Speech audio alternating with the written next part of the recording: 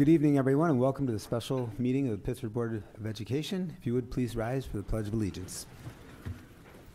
I pledge allegiance to the flag of the United States of America and to the republic for which it stands, one nation, under God, indivisible, with liberty and justice for all.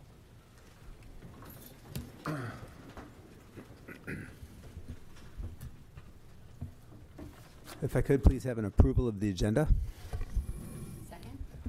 Second. Any edits? All those in favor? Any opposed? Carried. Thank you. Mr. Pirro. So this evening for our special meeting, we're going to break this up into two smaller pieces. The first will be to have a super brief presentation on what the seeker process is. Then the board will vote on the seeker process. The board president will say a few words after that. I'll say a few words, and then we're going to turn it over to Mr. Solinsky and then Mr. Vespi for the actual scope of the process, the project. So we'll get into the work that's currently in the project and the costs behind it, the financial impact. And then we'll come back and the board will vote on that proposition to move forward or not with the capital project. And then we will adjourn knowing that we have 2 to 3 future meetings where we will have Q&A with the public, and we'll also have different scenarios where we can break up in a cafeteria style approach and have a level of specificity for people's questions with professionals. So with that, I'll turn it over to is it Mr. Solinsky that's going to do the seeker, or? Thank you.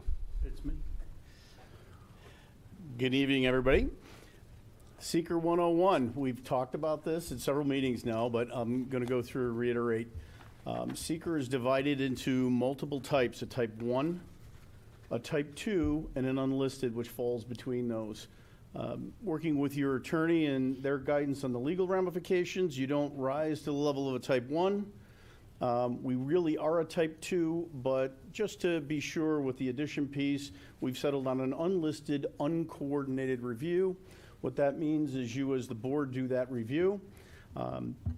We help assist you with that, obviously, and then within your packet, you'll see the short environmental assessment forms that were provided. I know everybody read those in detail. Within those, it defines all of the ramifications, and really we come out with no net effects within the process of doing that form.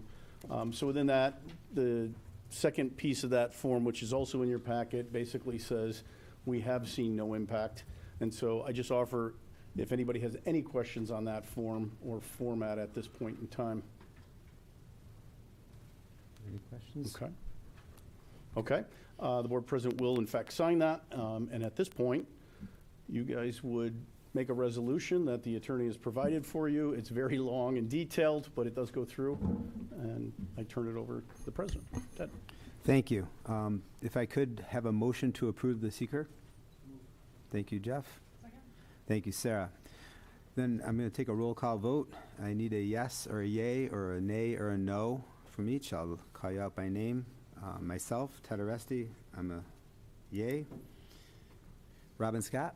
Yay. David Burke? Yay. Jeff Casey? Yay. Emily Kay? Yay. Sarah Peluzio? Yay. Renee Sanchez Kazakis? Yay. The results of the vote is all yays, no nays. The motion carries. Thank you. Okay. So, Brian, just if you give us a second before we move on, I think if Ted has a few words, then I have a few words before we start. Thank you. So I just real quick wanted to make a quick comment to those that are here and those that are watching at home. The board has received a number of correspondence from the swim community over the past several days, and I wanted to emphasize that the importance of our pools in the swimming community is not lost on this board. We can assure you that in reviewing the options for the current capital project, much consideration was given to the scenarios with the pools. In weighing out the various priorities against the current needs, there was not a viable solution at this time. There were some misconceptions within the emails that I would like to clarify, many around diminishing the PAC program. It is important to note that PAC has never been denied pool time, and they only currently practice at Mendon High School and Calkins Road, and this will not change. Recognizing this, scheduling will not be an issue. This board is committed to remaining a two-pool school district. Over the years, we have added life to our pools by replacing air systems, updating filtration and pump systems, adding new alarm systems at both pools, and several other upgrades. With this project, we have added and addressed the following: a new scoreboard and integrated timing system, a new sound system, tile repairs and upgrades, lighting upgrades, replacement and refurbishment of bleachers. Additionally, the board remains committed to weighing options going forward as we plan, knowing that pools are an important and valued interest. Thank you. Thanks, Ted. Before I turn over to Brian from SEI, I'd like to just share a few additional words. For full disclosure, this project really should have been done a couple years ago. And when we went through our building conditions survey, it shows that we really have about $300 million in priority work to fully actualize where we need to be as a district. The timing was such, however, that there's no way we can ask the community during COVID to support a project vote with a pandemic that had all of the unrests of politics and health and economics and employment, etc. So when there's $300 million of priorities, the first attempt is to reduce this amount and address the work that is of the highest level of priorities, which is what we're doing now. So having said this, we used our time throughout COVID and a time prior to this to carefully prioritize the scope of our work and balance this with what we felt the community would accept from a fiscal perspective, knowing that other work will need to be done in the future, including the pools. The timing is ideal for our community when we look at the collective impact on our taxpayers right now. There's a lot of good news. We know that our tax cap this year is going to be between 0 and 0.5. So when voters vote on the budget in May, there will be minimal impact to the taxpayer on our general budget. And you juxtapose that along with where we land on this project. The timing of this proposed project coincides with the repayment of our prior debt, and as a result of careful long-range financial planning, so we're able to minimize the impact of our levy. For illustration purposes, I would just say that a project like this would normally cost an estimated $67 approximately on a home assessed at $300,000. However, since the timing of this project has been proposed along with the repayment of the debt, there's no planned increase in our levy as it relates to the capital project. So we have no proposed impact on our capital project levy, and then our general budget as we move forward is going to be between 0 and 0.5 relative to our tax cap. You'll see a presentation right now with essential work that needs to be completed in this project. And regardless of the outcome of the vote, it needs and will be done. This includes areas such as the removal of the portable trailers at Barker Road Middle School. We have a roof that needs to be repaired at Calkins Road. We have no option other than to shut down and take care of the area where the Barker Road pool is. We have to secure entrances at all 9 of our schools. We need to secure doors and locks for areas of large assembly at all 9 of our buildings. All 10 of our buildings are in need of emergency generators. All of that work has to happen. It's at the critical level. And so that will be our focus. So should the vote pass, 76% of this work will be reimbursed through state aid. Should the vote not pass, we will need to rely heavily on reserves and other critical areas in the budget to cover the costs. Tonight you'll hear more about the scope of the project, and you'll also hear that there will be future dates that will be again shared with you at the end of this project, where you will be able to ask questions and interact with those that are involved in the project. To date, I would say we've probably had, I don't know, 7 or 8 different renditions of this project. We have the folks that are presenting tonight Brian Selinsky from SEI and Gary Huffman, who's also in the stands from Campus Construction, are probably two of the most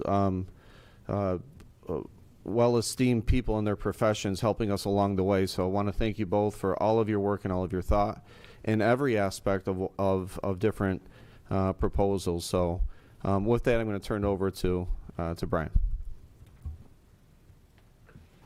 I wish I could get that introduction everywhere. Thank you very much. It is taped. Okay, we went through SECR. We're going to just go through where we've been and how we got here. Building condition survey required every 5 years by the district. We had gone through, done some physical exploration. We looked through all your documentation. We sit with people and record all that data. In fact, as the superintendent stated, that came up to $296 million in the year it was generated. Realize inflation keeps increasing that number. So a lot to look at, and we broke that down and started to prioritize these, working with individual groups. I'm going to kind of share some of the group work that happened, but these are several of the areas that begin to start coming together in each of the buildings. Safety and security, building envelopes, mental health, efficiency, cost effectiveness, HVAC systems, building equity, and considerations on the pool. So these are important as we studied and went forward. As far as collaborating, we've been at this for several years now. So these groups have been meeting over multiple years. The Board of Education has been involved. I've been here multiple times presenting to yourselves, actually to the board, some of the members prior to you. So we've been through this several times. Facilities team meets. The district planning team has met on this. We have several independent building teams, and financial team has met and reviewed some of the data. I'm going to go through a little bit of those in more detail. The board monthly building tours that you guys go on with Jeff Beardsley from your facilities. Building condition survey review that was presented and looked at. Long-range capital planning that we also looked at in regards to that. Workshops that occurred May and November of last year. Board updates from that along the way. I think we've done 3 of 4 of those after the May Novembers. Feedback was given by you, all of you as a group, to us. We took those into consideration, and working through those multiple iterations, I think there's at least 9, if not more, that we went through to be able to present tonight. The facilities team. The facilities team meets bi-monthly, twice a month. We go through in detail all of the project work that goes on in the district and all of the work that is in this project presented tonight, working through estimates, how it's going to get built, how we coordinate all of that and put dollars to those. Coordination and feedback was also done with maintenance teams, athletics, principals, superintendent, and the DPT team. Updates were provided with that from that group. Development of building plans were generated and shared and then reshared as we made analysis and reviewed those costs and how impacts were done with aid. And we reviewed what we call the constructability, or again, how we were going to build that. Because you guys are an active school and we have to do it while you're here. Okay. Building teams. These were the principals of each group. They brought to bear individuals during those meetings. We went through with them instructional reviews, thoughts about how the building worked, how it functions, additional programs coming online, things that were shifting within the building. Analyzed the BCS items with them and helped them to rank what they thought was most important to consider when we looked at that $300 million of scope. So we had to prioritize. We got feedback from the staff from them, and then subsequent meetings were had and reprioritization and review. That continues to today. Okay, the scope. I'm going to go, we've been through this many a time. It will be presented in the public meeting in more detail, but I'm going to go through a little faster this time. If there's a question, please stop me as I go. Barker Road Middle School. In regards to Barker Road, one of the biggest components of this whole thing was to get rid of the portables.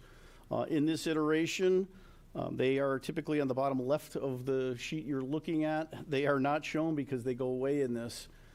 As they go away, we have to shift a bunch of component parts around.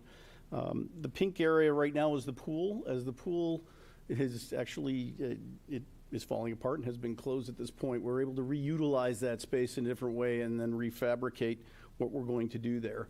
So what we've done here is shift some of the component parts of your fitness program in a flex area that will take the place of what the gym and the fitness area are now. By doing that, on the left side, the orange components, we move those classrooms back into the building that are now in the portables. Okay? Those displace the technology. The technology moves into the red location there, which kind of fits back into where the current gymnasium, the small gymnasium is, and some locker rooms. Back those up with the kitchen, which we're able to pull the kitchen to the outside. Your original building was built in and around a kitchen that served multiple people and actually was double-sided, so it's large in scale, so we're able to usurp some of that space to provide what will become a wonderful space, which is the green area here, which would be a central commons area, kind of similar in focus to what you now have at Calkins. So this realigns all the traffic flow of the building, tries to make everything a little bit more functional for the kids flowing through and around the central core of the building. The blue components are the front office, security. To get everything secured, we do a little bit kind of flipping some things around there with the nurse's office and the main office. And we clean up really what has been the growth of those offices in multiple parts that just need to be redone. So we'll clean all that up. There are also some secure entry components and door replacements here that are shown in the blue. Okay, another good item I just would highlight is the band room does move and backs up to the auditorium, which is when we told that crew that they were ecstatic that they can move the band equipment right to the stage. So that was a great component in addition. Work. Yeah. I do want to reiterate again because this seems like yesterday, but this was Pittsford Middle School. This was a building that housed 1,500 students. There was no Calkins Road Middle School at this point.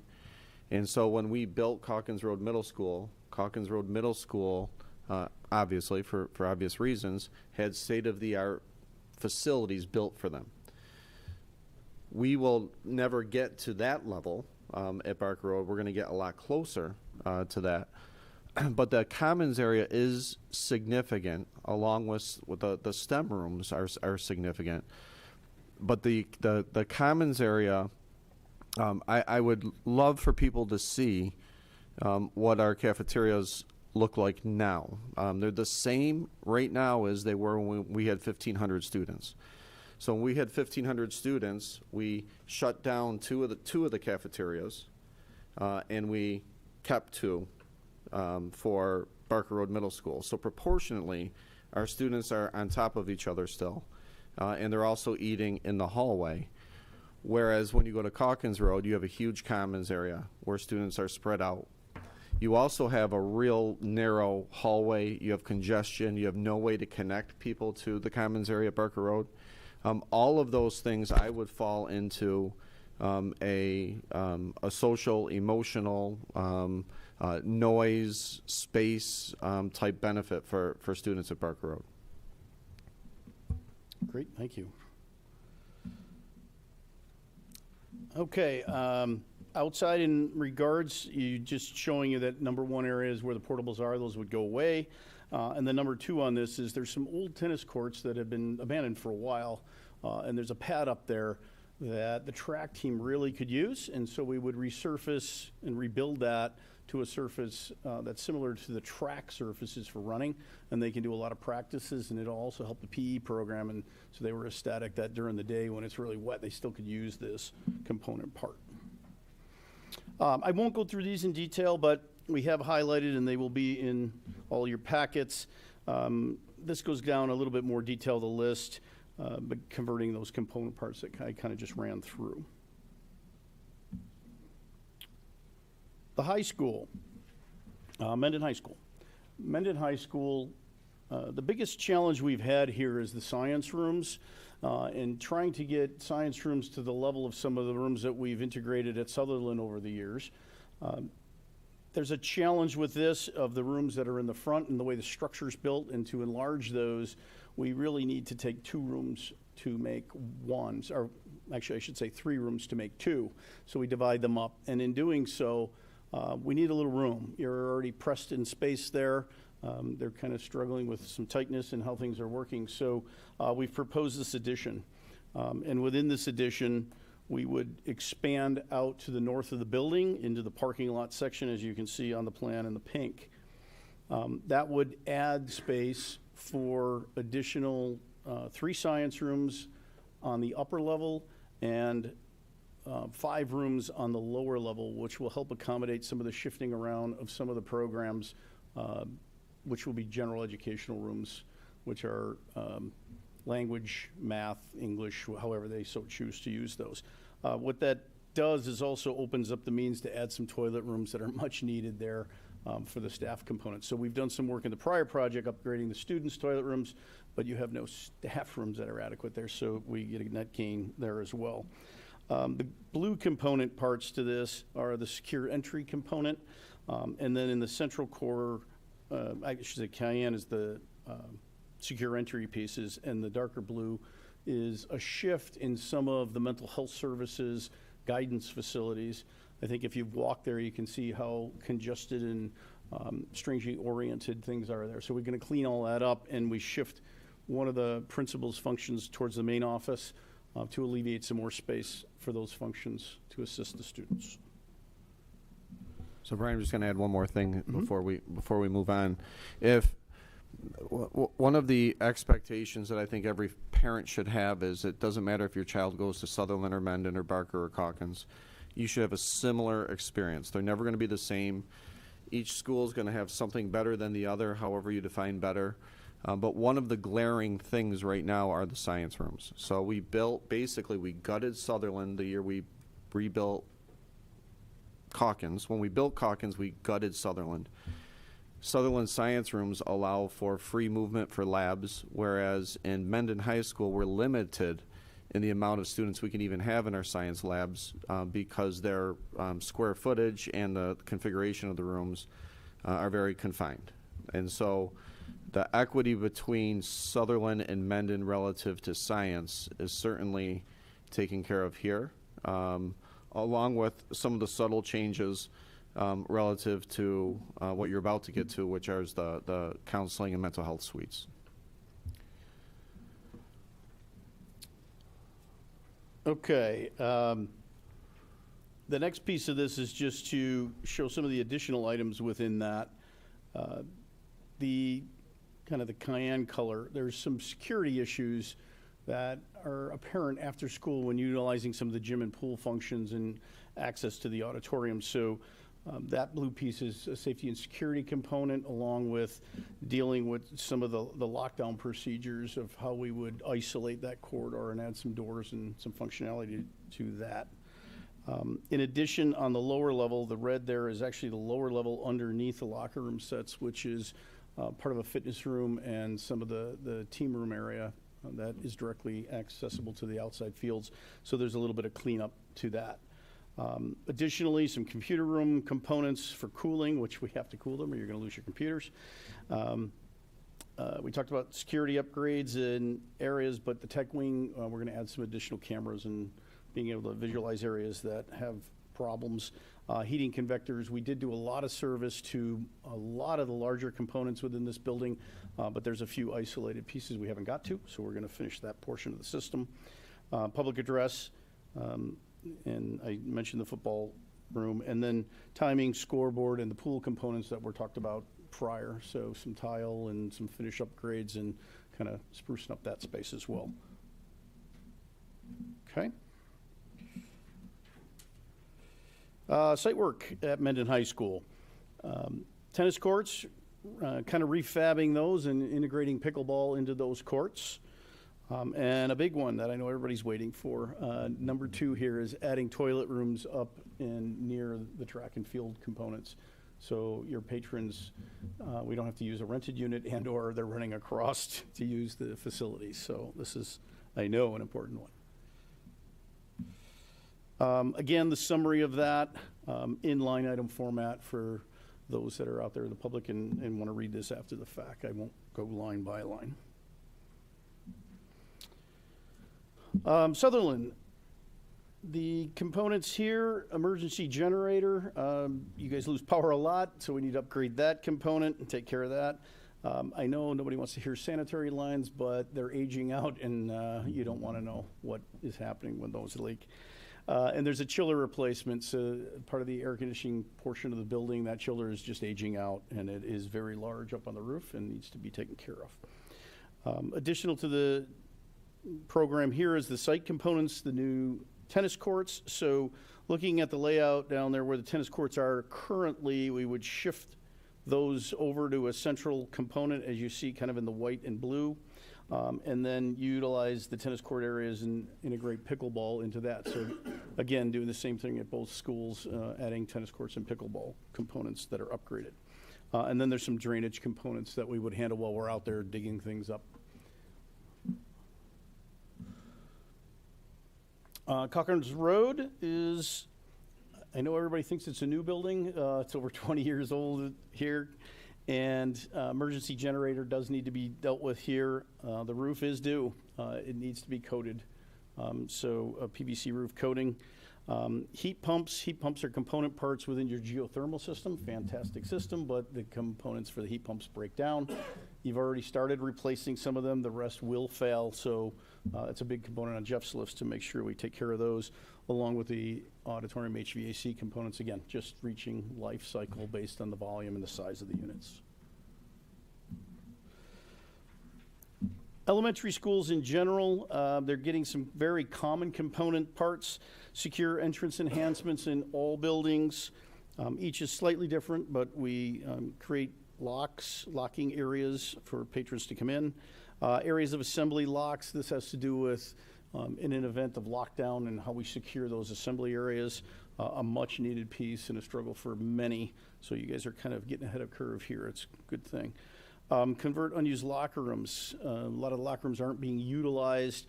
So talking about reconfiguring, we met with some of the teams of how we give them a better space for locker rooms and offices, and then maybe gain with that some of the mental health pieces that we need to take care of. That's come at all.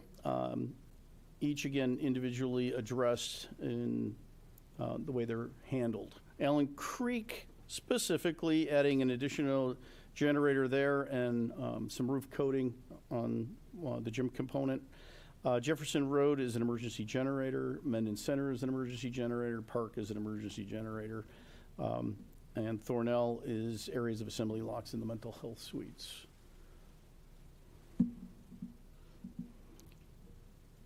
The Lom building, beautiful facility, but the exterior, you've gone at this multiple times, and it is a struggle because it is historic and we have to deal with it as a historic piece, but we have to secure the envelope. We're going to start getting water infiltration. We actually already have some. So this is really addressing some of the windows and some of the components to make sure water's not getting in the building and we can save this building. Transportation and maintenance, just a few items here. We did replace one of the fuel tanks, the unleaded tank. Now the diesel tank is reaching its life. We weren't able to do both, but now this project will finish that component and some rooftop units that are just aging out on the older portion of this building. That's the quick overview of the project. There's a lot of detail in all that. But timing of this, right now we've been doing our planning. You are here tonight looking at that green dot in the seeker in January, and then we will have community forums on the dot to the lower portion into February up until March, and then officially, if you decide to go forward with this tonight, that vote would be in March. And then immediately we will start submitting portions of the project that we can get out quickly to State Education Department in October. Others will take longer, and I think it's very important to state that none of this is fully designed and that we will be working with all the constituents and the users of each of these areas in multiple meetings over the next year or so, and designing those spaces and making sure we meet the needs of each. And then we get into some construction, and that will, I know it sounds crazy, we'll probably go out to 2027, basically working with Gary and his team on how we're going to juggle fixing spaces and working with the kids and then moving to a new space and then juggling the kids again. So it goes out to 2027. Any questions for me?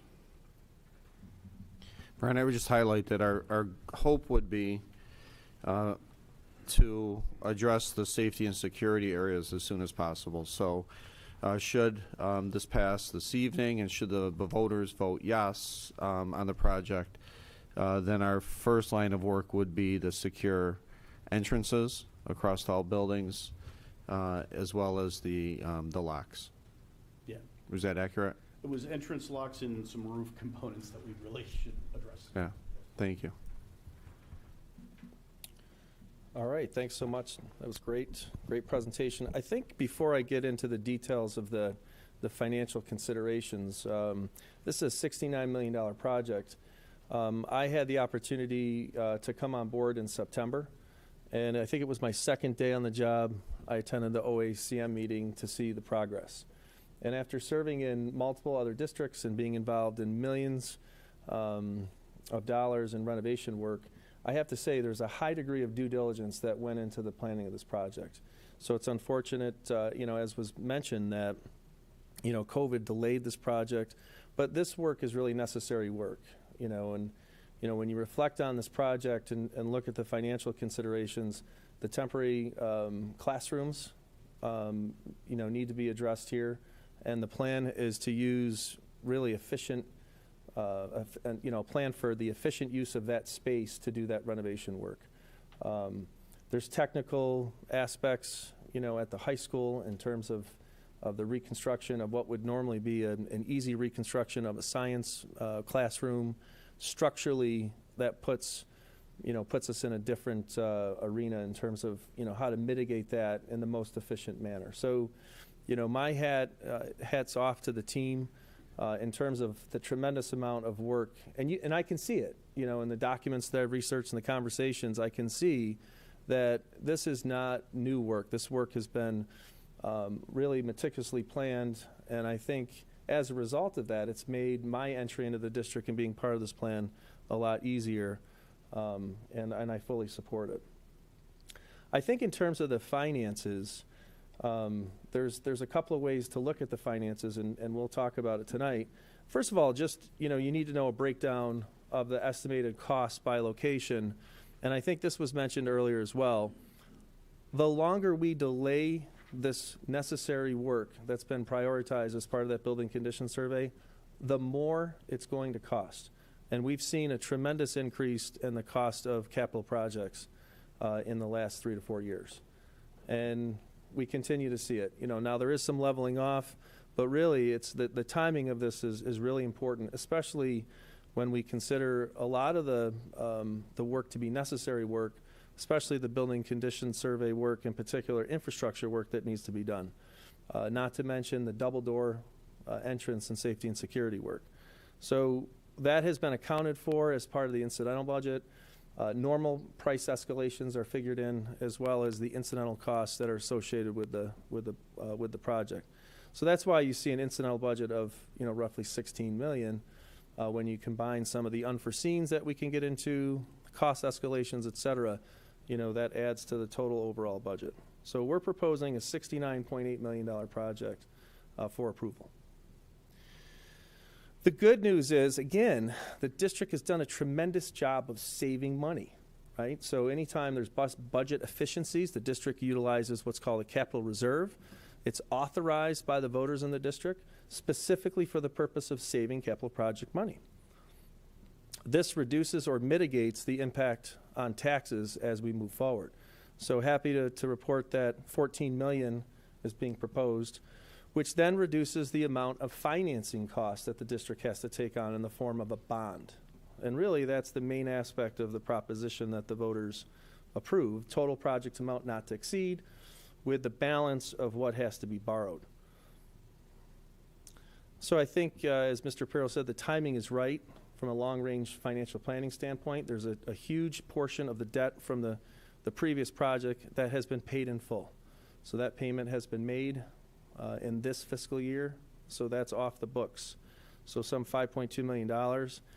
The other thing that the district has done an excellent job is to keep up with smaller scope projects. The district's used capital reserve, so money that's been in a savings account, right? The last one was roughly $6 million, and that project's in play right now. Without financing, right, that generates state aid or building aid, right? So the costs are paid for from a savings account, and it generates aid. So that's also a unique aspect of where we stand, where there's been a lot of debt that's been paid off now. But the aid that we receive to support these needed projects is not going to fall off. Typically, you would see that, and that's not going to happen. And don't worry, I have a visual for later that shows this. So again, state aid, actually, our state aid reimbursement rate is 74.9%. As was mentioned earlier, when you consider what's eligible for aid and allowable, about 76% overall is going to be covered on the financing costs. We're proposing using $14 million out of an estimated $15.5 million in capital reserve funds, and the cost of this project will be covered by the drop in debt from the previous project, offset with the estimated building aid. So that net impact is not going to have an impact directly on taxes. So you look at it in two ways, right? It would have been great to have the project already on the books because of the necessary work, maybe 2 to 3 years ago. But at the same time, financially, we've paid off a significant portion of debt before we've made the choice to add it back on, right? So the timing is still the same. It's delayed a little bit, but the concept remains the same. And it's a really positive and really smart aspect of long-range financial planning. Pay what you have and then time the new debt to come on so there's not that big impact overall. So what does it look like? So I think, this visual, says it all.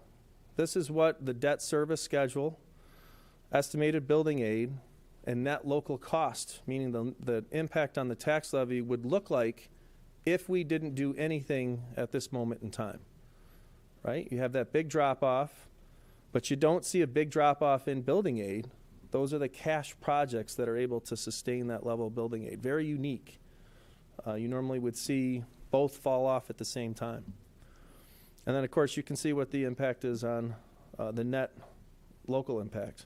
If we do this project, you'll still see a reduction in debt service.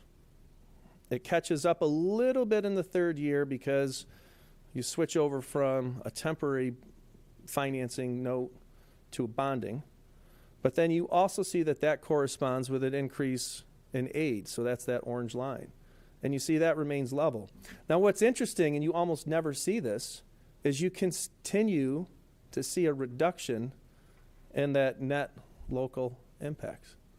So that's why the timing of this project is so significant, that we can do this work and not have a big fluctuation in the portion of the levy associated with capital project work.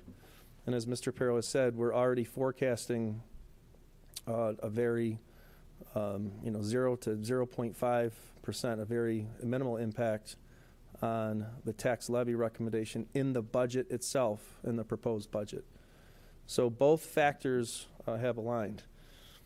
I've got the backup, kind of in the weeds information, just required to have it, just like you would in any other financing note, so that information's there.